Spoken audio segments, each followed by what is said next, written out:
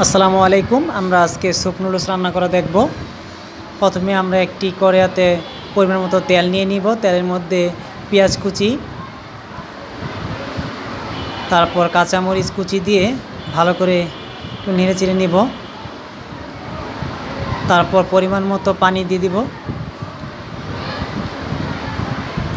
পানি দেওয়া হয়ে গেলে এটার মধ্যে আমরা নুডলসটি গুঁড়ো করে দিয়ে দেবো। সাথে মশলাটি যেটি আছে সেটিও আমরা এটাকে দিয়ে একটু নেড়ে চেড়ে নিব।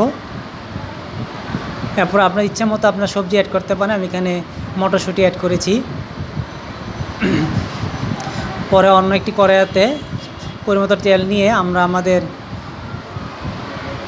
ইচ্ছা অনুযায়ী আমরা একটা ডিম ভেজে নিব আলাদা করে।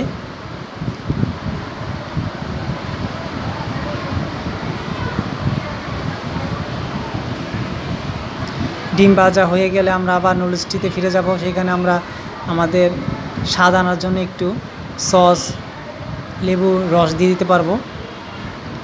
বেশ হয়ে গেছে আমাদের স্যুপ নুডলস। এবার দেখতে পাচ্ছেন খুবই সুন্দর হয়েছে। সুন্দর, খেতেও বেশ দারুণ হয়েছে। আশা করি আপনারা এই পদ্ধতিতে নুডলস রান্না করলে আপনাদেরও ভালো লাগবে। সত্যি খাওয়ার পরে নুডলসটি খুব ভালো লেগেছে। ধন্যবাদ।